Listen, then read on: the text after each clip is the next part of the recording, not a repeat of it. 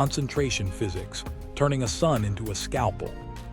To turn sunlight into intent, you move from radiance, what the star throws in all directions, to irradiance, the power a patch of matter actually feels. The space between those words is geometry and discipline. You don't pour a star, you shape it. Aperture is the first lever. Diffraction sets the math. Divergence scales with wavelength over diameter. Make the effective mirror larger and the beam gets tighter. A ring 1,000 kilometers across acts like a lens you never built, pulling starlight into a main lobe instead of a flashlight smear. Slide the wavelength down, microwaves to near IR, and the lobe sharpens further, but cleanliness, cooling, and polish get unforgiving. Coherence is the second lever. A single mirror reflects. A swarm that agrees on phase interferes on purpose. Phase lock 1,000,000 elements and you get a synthetic optic, a primary lobe where you want power, side lobes shoved into patterns you design, and grating lobes suppressed by dithered spacing. The budget turns human, phase error, jitter, thermal drift. Kill those and the beam stops being polite. Timing is the third lever and it bites. Elements orbit. Light takes time. Your control stack must predict path lengths and rephase faster than the spot walks off. That means laser metrology across astronomical baselines, clocks that hold picoseconds, star trackers that don't blink. It feels like astronomy, but the output is policy. A grid calls it power quality.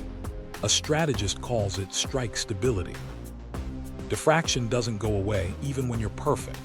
At interplanetary ranges, a moderate baseline still paints a footprint hundreds of meters across. That's plenty for rectinas, it's sloppy for precision damage. Stretch the baseline toward planetary scale and footprints drop. Tens of meters, then less. The slider appears. Wide and gentle for grids, narrow and surgical for coercion. Physics gives you the option. Doctrine decides where you stop. Time structure sets temperament. Continuous beams heat and soften. They boil water, puff atmospheres, and push structures past yield. Pulsed beams dump energy faster than heat can run, thermal shock, spall, ablation. Low duty cycle with high peak power cracks things. High duty cycle with moderate peaks cooks them. A swarm flips between temperaments by time-slicing phase plans. Same hardware, different cadence, different failure mode. Coupling is where wavelengths meet matter. Microwaves soak water and many dielectrics, great for atmosphere, soil, and fluids. Near-IR couples well to paints, polymers, and industrial skins. UV and soft X-ray ionize and ablate, turning surfaces to plasma that then drinks the rest. Pick the band and the target picks the wound. Blister, crack, peel, plume. Side lobes become ethics. A sloppy array sprinkles the sky with unintended hot spots. For power beaming, that's wasted efficiency and nuisance heating. For a fence, it's collateral. So you dither element positions to kill grating lobes, overbuild radiators to tame thermal phase noise, and hold phase codes that don't ring in nearby bands. The cleaner your lobe, the smaller your footprint, and the bigger your responsibility. Latency is the trap. At light speed, deliberate means delayed. Minutes across a system, years across stars, targets move. Air breathes, defenders deploy. You compensate with prediction and dwell. For power, rectinas don't dodge. For weapons, you merge sensing and shooting. The leading edge of your pulse acts like LiDAR. Speckle, phase, refractive wiggle. Microcorrections ride on the tail. It's guidance by self-illumination, but only within the jitter the lag will tolerate. There's a brute force path that doesn't care about knife edges. Redirect a small percent of a star onto a world for days. You don't need micron spots. You need persistence. Ice melts. Jet streams reorganize. Storm factories spin up. Subtlety yields to climate-scale attrition. Concentration isn't only a scalpel, it's also a press. Nested imaging is the ugly hack for distance. Instead of one impossible aperture, you chain stages. A near-star array forms an intermediate image, tightening the beam before it walks the void. A mid-course cluster grabs that lobe and sharpens it again. The last stage does final focus. Each link is manageable. The chain is terrifying. It trades single machine magic for choreography. Thermal management telegraphs what you're doing. Power modes run smooth, steady radiator glow in mid-IR manageable gradients. Weaponized schedules pulse. Radiators swing hot-cold as clusters cohere and decohere. From far off, it looks like a heartbeat. You can try to hide it, aim radiators into crowded dust bands, run colder with oversized area, feed waste into veils that re-radiate broad and dim. You pay in mass, complexity, and recovery time. Here, S where optimize slides. The control verb maximize coupling is identical whether you're helping a ship or hurting a satellite. Same lookup tables for absorptivity. Same phase stability to hold a spot on a seam. The interface doesn't announce a moral pivot. It shows green bars and tighter numbers. The line between stewardship and leverage becomes a slider you can move with a fingertip. So the scalpel isn't in the mirror. It's in the math. Aperture narrows, wavelength chooses wounds, coherence carves, and time decides whether the cut is a slice or a bruise. Once a swarm can hold phase like that, intent becomes a settings file, and the safest setting is the one you can prove you can't leave without a ritual. The architecture that decides intent. Architecture is doctrine cast in metal. Topology is your first confession. A single equatorial ring is training wheels, dense, serviceable, and obvious. It beams well inside its plane but struggles above or below it. Add inclined rings and the lattice starts to cage the star, opening geometry for cross-plane phasing. Push density and you approach a shell in appearance, still a swarm, but thick enough to synthesize huge apertures. The denser and more multi-plane your cloud, the easier it becomes to paint precise lobes anywhere you want. That's power distribution if you're kind. It's targeting if you're not. Statites change the game. Instead of orbiting, they hover, sails balancing gravity with photon pressure. Lock them into polar hangs in high latitudes and you get baselines that stay put for months. Precision loves that. So does coercion. A statite lattice is stubborn, hard to nudge, harder to knock down without collateral. The bill is mass, control, and maintenance. Torn sails, aging coatings, and a control plane that never sleeps because every square meter needs shepherding. Control hierarchy is where intent condenses. Centralized brains make clean grids, one scheduler, global phase, graceful handovers. They also create a single switch that can sharpen a beam in seconds. Federated clusters, local quorum, global intent signals, are messier. They buy resilience and add time constants that resist snap retasking. If your architecture can flip phase authority across 100,000 nodes faster than your auditors can blink, you've built a strike engine whether you plan to or not. Autonomy creeps in because light lag punishes hesitation. Healthy swarms push decision-making down. Local clusters agree on phase and health, escalate only intent. Point here, dwell this long, a board on X that's robust for power and brittle for ethics. If a board on X drifts or an identifier collides with a hospital's tag, the cluster obeys its rules at machine speed. Humans read the log after. APIs leak doctrine. The verbs are shared: acquire, track, maximize, coupling, maintain, lock, retask. Grid operators need them, so do strategists. You can rename modes, wide, medium, tight, and fence them with authentication, but the verbs remain. The first time tight gets a late-night exception to punch through a storm. Your governance learned a shortcut. Exceptions ossify into defaults. Thermal management makes posture visible. Grid mode breathes slow. Broad radiators glowing steady in mid-infrared, predictable gradients. Weaponized cadence pulses. Asynchronous hot-cold swings as clusters cohere and decohere. Directional thermal plumes when waste is dumped off-axis to hide. Camouflage exists. Cooler radiators. Dust veils that smear spectra into the galaxy's thermal carpet. Louvers that beam heat into crowded bands. Every trick costs efficiency and recovery time. If your architecture pays that price, it's telling you it expects to be watched. Failure philosophy is a fork you can see from space. Fail-safe designs default to diffuse, lose phase, widen, lose time sync, drop output, lose authentication, fall to maintenance patterns that cannot cohere. Fail deadly defaults to last known good. Hold lock until an explicit cancel arrives.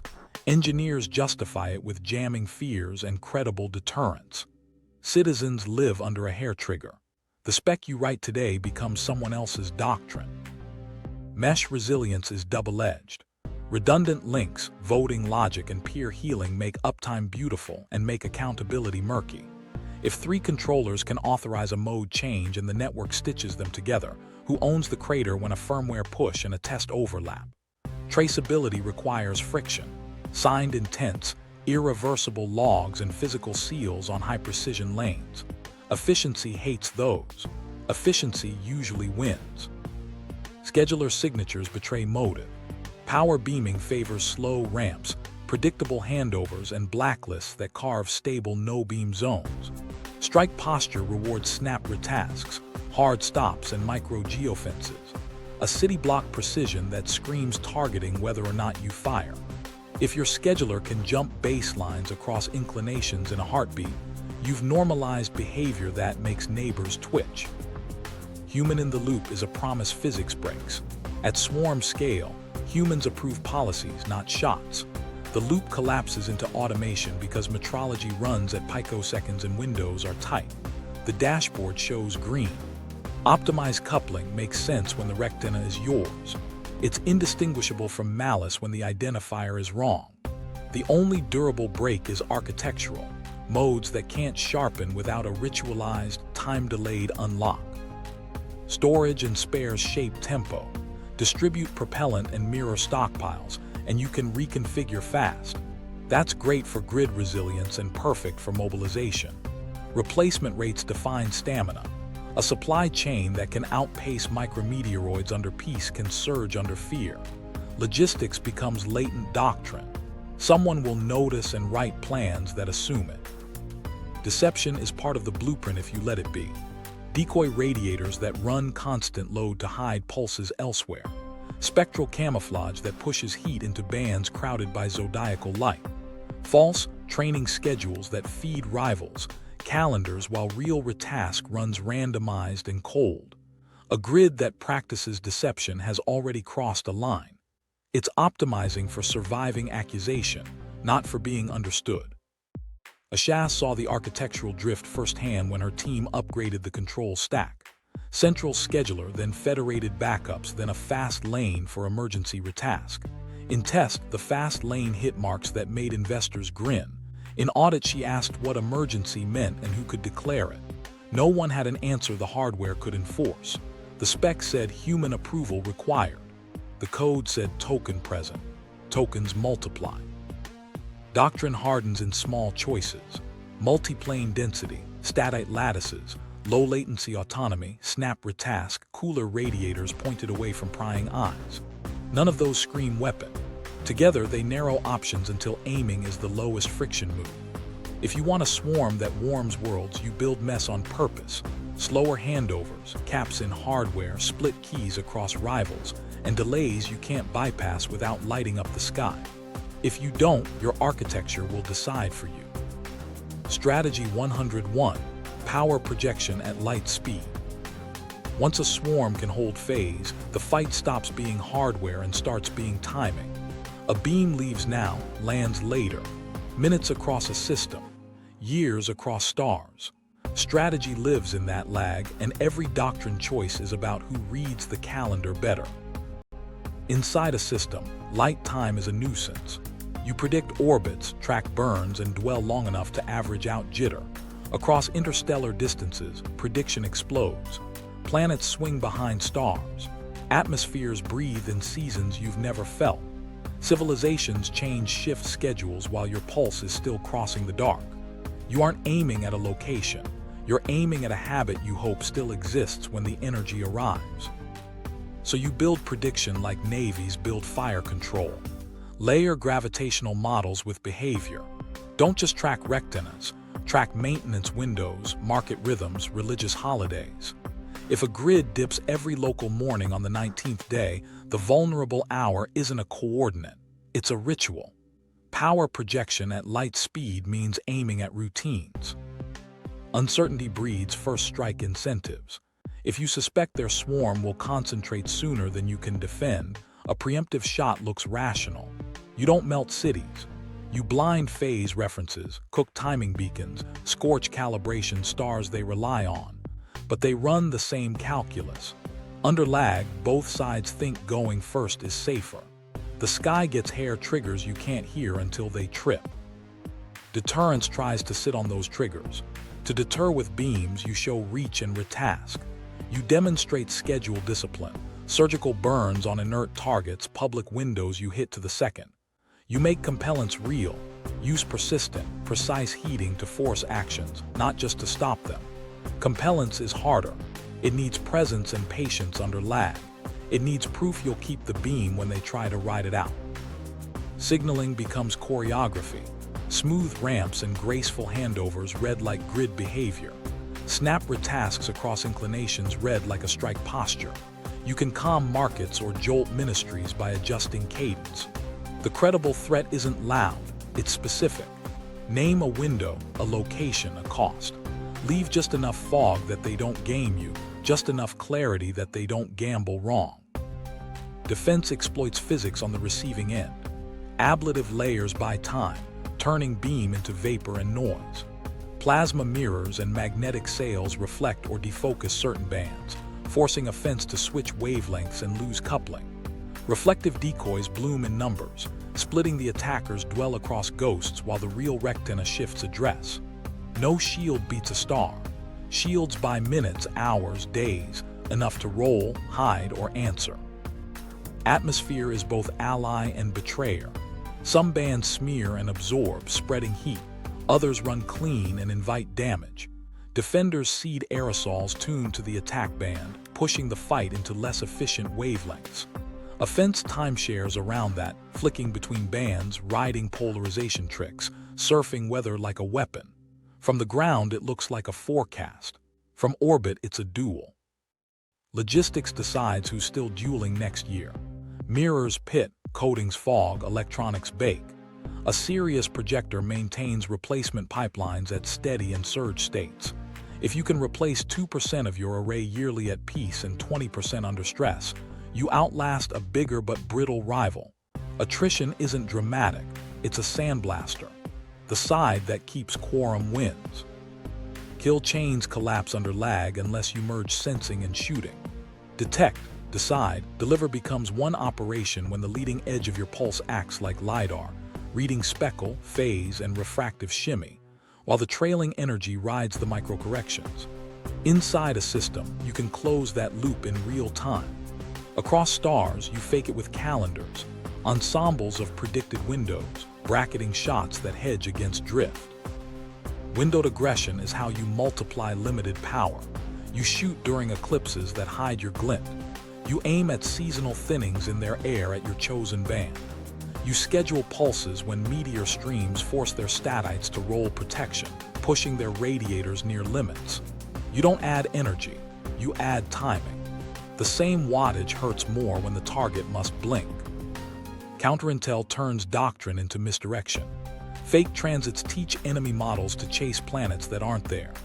Decoy swarms run grid signatures on public schedules while the real arrays operate cold, randomized, and off-axis. Heat mirroring points waste into blind regions, behind bright clouds, under zodiacal glare, then dumps when your sensors saturate during stellar flares. Offense answers with diversity. Multiband watchers that don't blink together, off-ecliptic sentinels that see what glare hides. The most dangerous errors are human patterns you didn't realize you taught. Rehearsals at the same hour, maintenance on the same day, exceptions that always favor one corridor. Asha learned that when her team's emergency lane got tested every Friday at noon. A rival wouldn't need a spy, they'd need a calendar. All of this strains governance. Treaties that cap coherent aperture, mandate warm-up durations, and ban retasks faster than agreed thresholds turn fear into numbers instruments can check. Telemetry and reciprocity keep crises from guessing games. But enforcement is culture. If you've trained for snap retask because it feels elegant, you'll break your own caps when the grid aches. So power projection at light speed is a discipline of habits. Offense writes calendars. Defense erases them. The side that forces the other to schedule first wins the clock. The side that loves breaks more than elegance gets to keep a sky that isn't full of hair-trigger rituals waiting to fire.